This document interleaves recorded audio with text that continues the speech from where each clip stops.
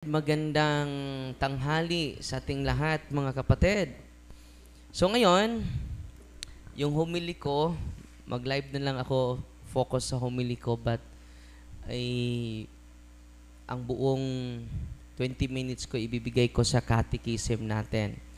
Then nag-promise ako sa inyo to focus on the ordinary attack of the evil spirits. At dinidiscuss na sa kasamahan ko yung extraordinary attack. May dalawang activity ang demonyo. Una, snares of the devil and the temptation. Snares, yung bitag. Na-discuss ko na yon. Yung temptation, dito tayo sa temptation. Sabi ni Father Chad, ito pong, elaborate natin itong sinabi ni Father Chad sa Dominion.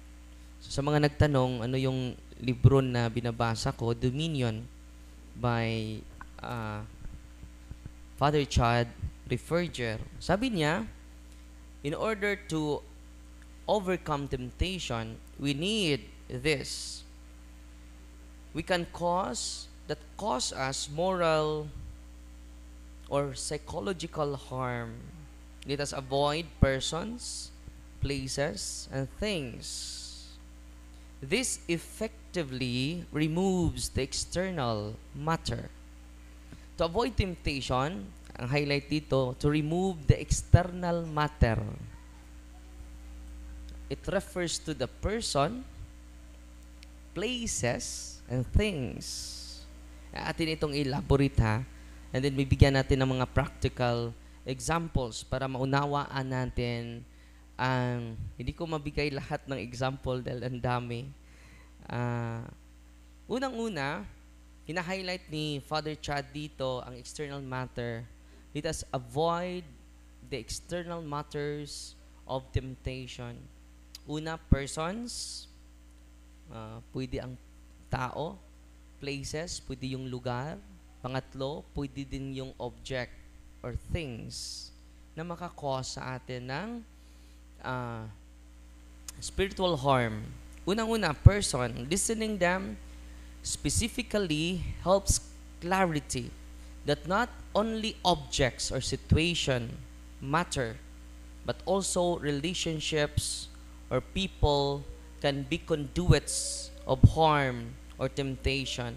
It will lead us to moral and psychological harm. Example sa tao, example, anger, scenario, nagagalit ka. Someone struggles with explosive anger toward family members, especially during arguments. Nagagalit ka sa kapatid mo, no? At makikita mo yung kapatid mo, explosive yung galit mo, no? Certain conversations, stressful locations, the dinner table during tense times, or social media rants trigger their anger. So anong gagawin natin? Let us process our thoughts. And then, sino ba yung kalaban mo? At sabi ni Kristo, iibigin natin yung kaaway natin. Hindi naman yung kaaway yung kapatid mo. So, by processing our thoughts, and then we will not amplify, hindi natin i-intensify, palakihin yung galit natin. Let us count the sacrifices of our brothers and sisters. Let us also look at their good qualities, no? Pag-uwi ko sa kagabi dun sa bahay, nag-away yung dalawang kapatid ko. Complaining each other, no? And then sinabihan ko, matutuwa kaya si Papa kung let us focus on complaining one another, to our biases, to our prejudices. And then nagdasal kami, nagro-rosaryo, and then nagkasundo ang dalawa, no? Ang natutuwa ang kaaway natin, no? Because we highlight the negative qualities sa bawat isa sa atin. So, anong gawin natin? No? Dapat i-process natin. Kahit yung mga taong hindi natin gusto, they are image and likeness of God. There's no absolutely evil person. Walang tao na absolutely evil, kahit ano pa yung laki ng kasalanan ng isang tao. No one is absolutely evil. Only Satan.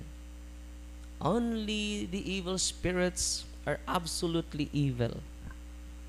Kahit anong kabutihan, kahit anong, bisag kung sa kabuutan ang tao, he is not absolutely good. Only God is the absolutely good. Because only God is perfect. Amen? And then by processing our thoughts, we could diminish the intensity, the magnitude of our anger towards that person. So processing the thoughts and cleansing our thoughts, purifying our thoughts, paglilinis sa ating isipan, yan talaga ang sikreto ng mga santo. Atin lang yan, ha? Huwag niyong ipagkalat sa iba. Ano pa? Moral harm or psychological harm, even if it feels harmless, this opens spiritual doors to deception, dependency, and fear, forms of psychological band-aids. It leads to spiritual confusion and loss of trust in God. Kung lagi ka na lang galit sa tao, you have no time to love. Sabi ni Mother Teresa. Kaya kansi ka. No. Maraming nagalit ni Father Darwin. No, galit na galit, makigduelo na. Magpinusilay lang ta, Father. No. Ang sagot ko, mamaya sasagutin ko siya. No. Dahil it is grievous sin to engage dwelling. Anong dwello bitaw? Pinatiyanan, it is a grave sin, no, based on the teachings of the church. And then it will lose of trust in God dahil dependent na tayo sa isang tao. We become enemy-centered. Sa paggising nato, bantay lang na gipadungog-dungog na po ko sa Facebook. Reply ka dayon. Because you become enemy-centered. So, remove the external matter. Example, i-remove natin ang external matter. Example, arguments. Sinabihan ko yung mga kapatid ko, let us stop arguing each other. It is better to appreciate one another. And if there is shortcomings, let us do a fraternal correction, not fraternal condemnation. Amen? And then nagyakapan ang dalawa. Yan, matutuwa na si Papa. Amen? At yan ang gawin natin. If there is conflict, confront them with compassion. So, ano yung external matter na i-remove natin during anger, arguments? Remove criticism. Remove prideful self-talk na laging ikaw lang ang tama. Kung laging ikaw lang ang tama, may tama ka na.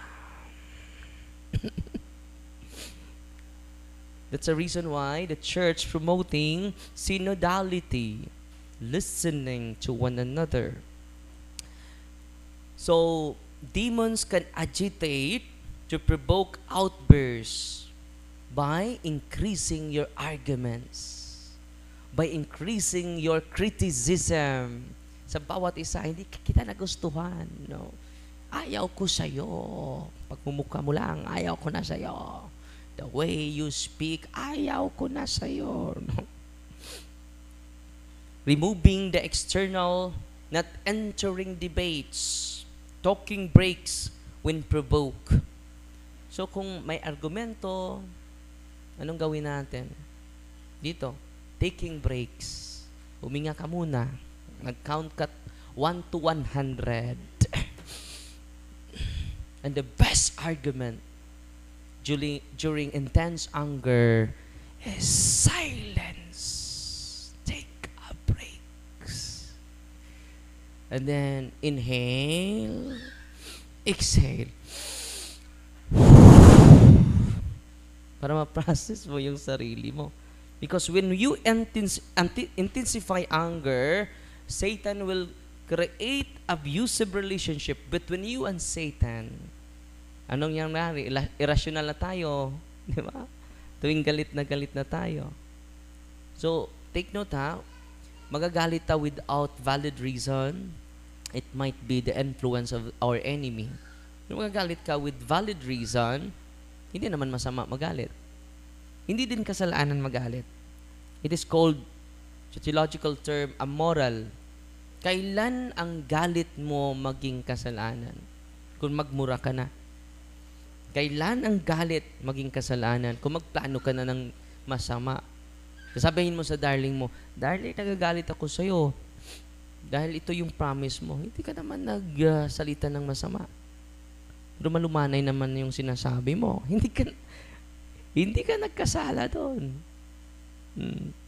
Sinabihan mo na, piste ka, yawa ka, ay, yun. Doon na ang kasalanan. Hindi kasalanan ang magalit. Because anger is good for a moment. Uy, ano?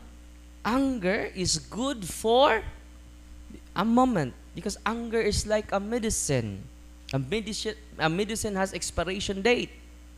When the medicine expired, it is no longer a medicine.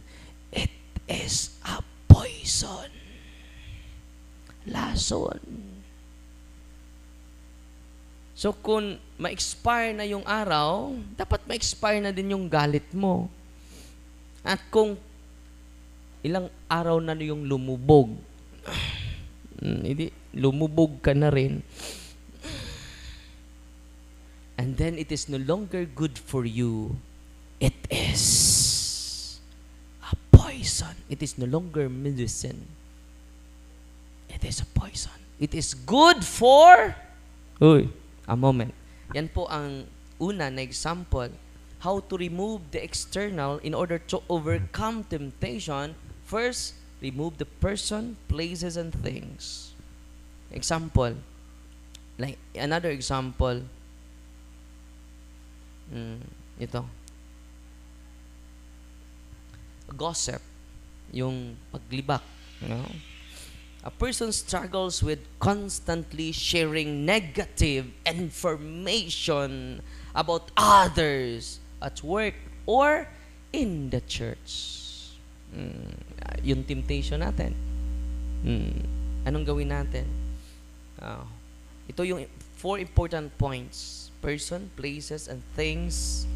Person. Yeah, moral and psychological harm, external matter, and then paano natin maging vigilant. Una, dito tayo sa person, places, and things. Certain co-workers, group chats. Nalalaman mo na. Nalalaman mo na ba yung nalalaman ko? Parang si B2 at si B1. B2, naiisip mo ba yung naiisip ko? Kilala nyo ba si B1 at B2? So, certain co-workers, group chats, during lunch breaks, are gossip breeding grounds. Doon magsimula sa pag-uusap natin, sa kainan natin, sa group chats natin. Totoo, hindi?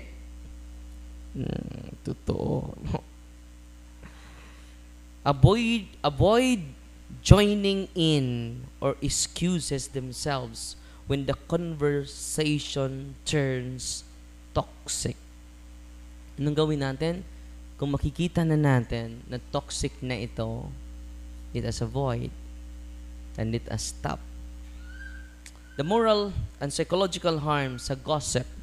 Gossip damages reputations. Yung pangalan mo, ma-damage, di ba? but also leads to pride. Oh, anong akala mo sa'yo? Perfect? Anong akala mo sa'yo? Walang kasalanan? Sasabihin ng mga classmate namin, kapag may reunion, dapat present lahat. Dahil yung absent, mauray libakon. So yung mga classmate ko, mag-present talaga. No? Dahil yung wala, yun ang target sa gossiping. No? So gossiping leads to pride, division, pagka bahin-bahin. And then, ano pa yung dulot? Psychological harm.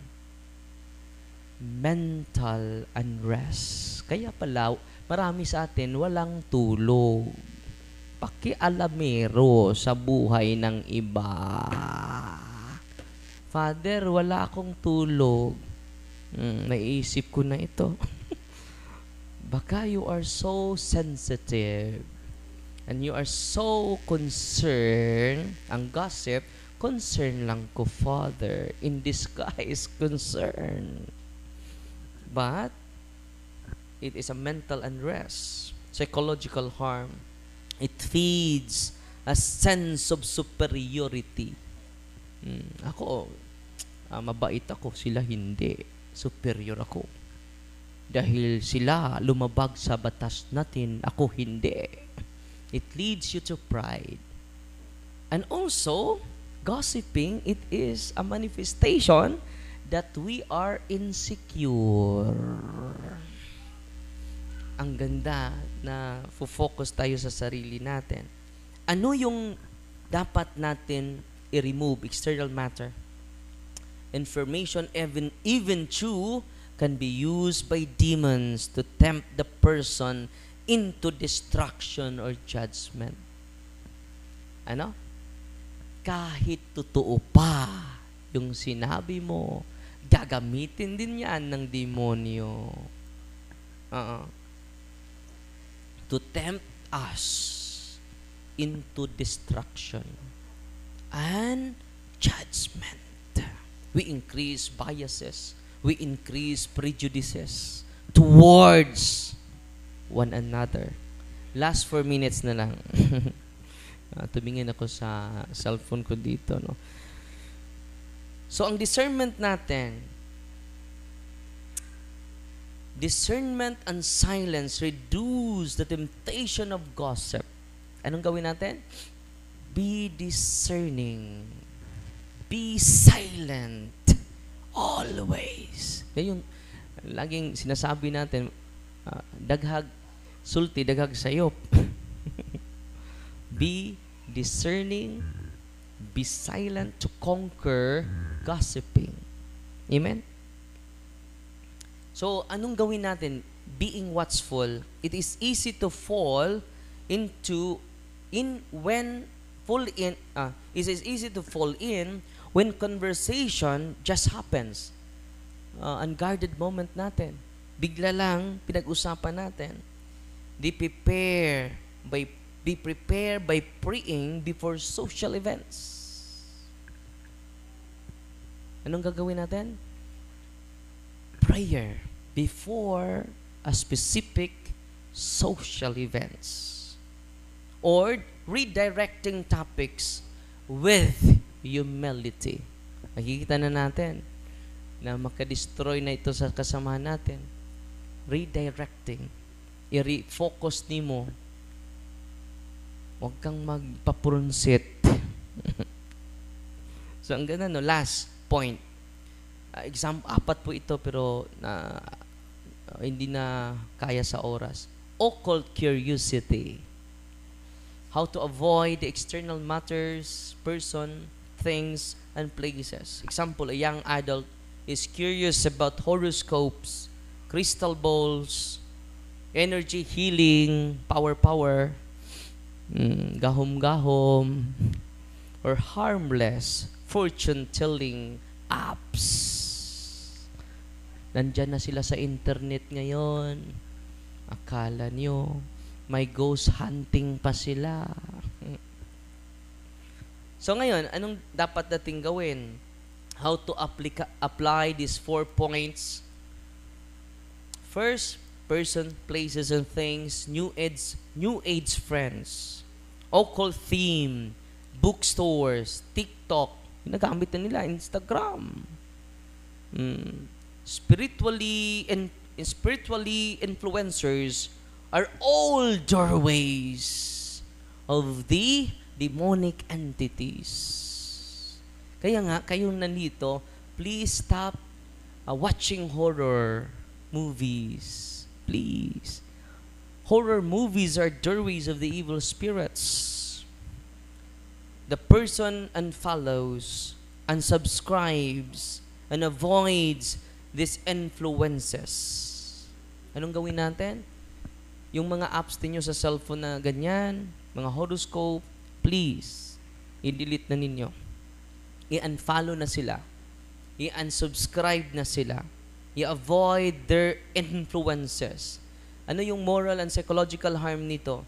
Even it feels harmless. This open spiritual doors to deception, dependency. Doon na kayo maniniwala sa kanila. Hindi na sa turo ng simbahan na yun ang katotohanan. And increasing fear. Totoo, hindi. Dito sa amin, sinabihan ko yung team natin, gusto ko na uuwi kayo na full of faith, full of love, full of hope. Amen? Full of trust to God. Yan po it will lead us psychological band-aids and holy soul ties. No? So dito, i-break natin yung unholy soul ties ninyo sa mga occult practitioners. It leads to spiritual confusion and loss of trust in God. Kaya nga, kapag mag-post ako about sa mga albularyo, marami silang followers din. Mas mabuti din sa ministry natin dahil may counter tayo. Sasabihin nila, sabi ng isang albularyo, mag-showdown tayo, Father. Sino ang pinakamaraming gagaling sa kapangyarihan mo? Ako may tuga. Totoo ba na may tuga ka? Sabi ko, yung tuga lang sa graduation. May tuga ako sa graduation. Pero yung sa'yo, tuga-tuga. Wala ako dyan. Yung sa'yo ay tuga-tuga. Wala akong tuga-tuga. May tuga lang ko during graduation. And then, wala naman akong kapangyarihan. Hindi dapat mag-showdown. Yung gumaling dito ay hindi kapangyarihan ni Father Darwin. Yung pagpalayas ng demonyo dito, hindi kapangyarihan ni Father Darwin. Walang kapangyarihan si Father Darwin. Yung kapangyarihan ni Father Darwin, kili-kili power lang niya. Kapangyarihan ni Kristo po ito. Mabuti ka pa, may kapangyarihan. Kaya pala, pinagmalaki mo yan. Ako, walang dapat ipagmalaki. Dahil si Father Darwin, walang kapangyarihan. Amen? Kung may gumaling dyan, kapangyarihang Kristo yan, hindi sa akin. So, ang external matter, let us remove the external matters. Example, like tarot cards, pendulums, and books become external matter that demons attach to. Yung mga occult prayer nila, the demon attached to it, dwells to it. So, anong gawin natin? Be watchful, be vigilant. Paano? After renouncing the occult, temptation may return via dreams, boredom, or discouragement and curiosity. Lahat kayo mag-renounce ngayon. And then, babalik yung demonyo through urom, mga bad dreams. The person must be vigilant, replacing false spiritual sources with prayer. So, tawagin niyo yung mga guardian angel ninyo, ha? Guardian angel is very present when you call them. Father, bakit na-disgrasya ako? Hindi mo tinawag yung guardian angel mo. Amen? tawagin niyo sila. No? At dyan sila lalapit sa atin. Sacraments and solid Catholic formation. Bakit na uto itong maraming mga Katoliko natin? Because they have no solid formation in the Catholic ground. So, thanks be to God na meron na tayong office para mabigyan kayo ng solid foundation sa Catholic teachings. Amen? At sana po, sa pag-uwi ninyo, ito yung pinaka-importante, ma-empower kayo. You're the one to do deliverance to your house. You're the one to do deliverance to your family circle na may sakit. Kayo na. Go to your priest, receive the sacraments, practice cares before doing it. And then before doing it, kung nandito kayo sa Bohol, visit kayo dito. I-empower namin kayo. Kayo lahat shares the common priesthood of Jesus, shares the power of Jesus.